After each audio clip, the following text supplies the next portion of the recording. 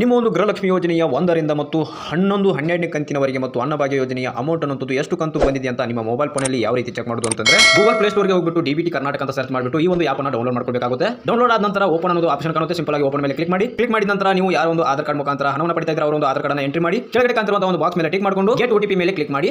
Get OTP ಮೇಲೆ click ಮಾಡಿದ ನಂತರ ಈ ಒಂದು ಆಧಾರ್ ಕಾರ್ಡ್ ಗೆ ಲಿಂಕ್ ಇರುವಂತಹ ಮೊಬೈಲ್ ನಂಬರ್ ಗೆ OTP ಅನ್ನೋದು ಬರುತ್ತೆ. OTP ಅನ್ನು ಎಂಟ್ರಿ ಮಾಡಿ ನೆಕ್ಸ್ಟ್ ವೆರಿಫೈ OTP ಮೇಲೆ ಕ್ಲಿಕ್ ಮಾಡಿ. ನೆಕ್ಸ್ಟ್ ನಿಮಗೆ ಈ ತರ ಓಪನ್ ಆಗುತ್ತೆ. ಇಲ್ಲಿ ನಿಮ್ಮ ಒಂದು ಪಿನ್ ಅನ್ನು ಕೇಳುತ್ತೆ. ಅಂದ್ರೆ ನಿಮಗೆ ಯಾವುದೋ ಒಂದು ಸೆಕ್ಯೂರಿಟಿ ಪಿನ್ ಬೇಕಾಗಿದೆ ಅದನ್ನ ಪಿನ್ ಅನ್ನು ಸೆಲೆಕ್ಟ್ ಮಾಡ್ಕೊಳ್ಳಿ. ಸೆಲೆಕ್ಟ್ ಮಾಡಿದ ನಂತರ ಸಬ್ಮಿಟ್ ಬಟನ್ ಇರುತ್ತೆ. ಸಿಂಪಲ್ ಆಗಿ ಸಬ್ಮಿಟ್ ಅನ್ನು ಕೊಡಿ. ಸಬ್ಮಿಟ್ ಕೊಟ್ಟ ನಂತರ ನಿಮ್ಮ ಒಂದು ಆಧಾರ್ ಕಾರ್ಡ್ ಡೀಟೇಲ್ಸ್ ಅನ್ನೋದು ಸಂಪೂರ್ಣವಾಗಿ ಕಾಣುತ್ತೆ. ಕೆಳಗಡೆ ಒಂದು ಆಪ್ಷನ್ ಕಾಣ್ತಾ ಇರಬಹುದು ಮೊಬೈಲ್ ನಂಬರ್ ಅಂತ. ಇಲ್ಲಿ ನಿಮ್ಮ ಒಂದು ಮೊಬೈಲ್ ನಂಬರ್ ಅನ್ನು ಎಂಟ್ರಿ ಮಾಡಬೇಕಾಗುತ್ತೆ. ಮೊಬೈಲ್ ನಂಬರ್ ಎಂಟ್ರಿ ಮಾಡಿದ ನಂತರ ಕೆಳಗಡೆ ಒಂದು ಆಪ್ಷನ್ ಕಾಣ್ತಾ ಇರಬಹುದು ಓಕೆ ಅಂತ. ಸಿಂಪಲ್ ಆಗಿ ಓಕೆ ಮೇಲೆ ಕ್ಲಿಕ್ ಮಾಡಿದ್ರೆ ಅಂತಂದ್ರೆ ನೆಕ್ಸ್ಟ್ ನಿಮಗೆ ಈ ತರ ಓಪನ್ ಆಗುತ್ತೆ. ಇಲ್ಲಿ ಕಾಣ್ತಾ ಇರಬಹುದು ಪೇಮೆಂಟ್ ಸ್ಟೇಟಸ್ ಅಂತ. ಅದ್ರ ಮೇಲೆ ಕ್ಲಿಕ್ ಮಾಡ್ಕೊಳ್ಳಿ. ಕ್ಲಿಕ್ ಮಾಡಿದ ನಂತರ ಇಲ್ಲಿ ನೋಡ್ತಾ ಇರಬಹುದು ಅನ್ನಭಾಗ್ಯ ಸ್ಕೀಮ್, ಗೃಹಲಕ್ಷ್ಮಿ, ಸಂಧ್ಯಾ ಸುರಕ್ಷಾ ಯೋಜನೆ. ನೀವು ಯಾವ ಯೋಜನೆ ಮುಖಾಂತರ ಹಣವನ್ನು ಪಡಿತಾ ಇದ್ರೆ ಎಲ್ಲ ಯೋಜನೆಗಳ ಪಟ್ಟಿ ಅನ್ನೋದು ಓಪನ್ ಆಗುತ್ತೆ. ಸಿಂಪಲ್ ಆಗಿ ಇಲ್ಲಿ ಕಾಣ್ತಿರುವಂತಹ ಅನ್ನಭಾಗ್ಯ ಸ್ಕೀಮ್ ಮೇಲೆ ಕ್ಲಿಕ್ ಮಾಡಿದ್ರೆ ಅಂತಂದ್ರೆ ನೋಡ್ತಾ ಇರಬಹುದು ನಿಮಗೆ ಬಂದಿರುವಂತಹ ಅನ್ನಭಾಗ್ಯ ಯೋಜನೆಯ ಅಮೌಂಟ್ ಅನ್ನೋದು ಯಾವ ದಿನಾಂಕ ಮತ್ತು ಎಷ್ಟು ಬಂದಿದೆ ಅಂತ ಇಲ್ಲಿ ನೋಡಬಹುದಾಗಿದೆ. ಗೃಹಲಕ್ಷ್ಮಿ ಹಣವನ್ನು ಚೆಕ್ ಮಾಡಬೇಕಾದ್ರೆ ಸಿಂಪಲ್ ಆಗಿ ಗೃಹಲಕ್ಷ್ಮಿ ಮೇಲೆ ಕ್ಲಿಕ್ ಮಾಡಿದ್ರೆ ಅಂತಂದ್ರೆ ನಿಮಗೆ ನೋಡ್ತಾ ಇರಬಹುದು ಇಲ್ಲಿ ಯಾವ ದಿನಾಂಕ ಎಷ್ಟು ಅಮೌಂಟ್ ಬಂದಿದೆ ಅಂತ ತಿಳಿದುಕೊಳ್ಳಬಹುದಾಗಿದೆ.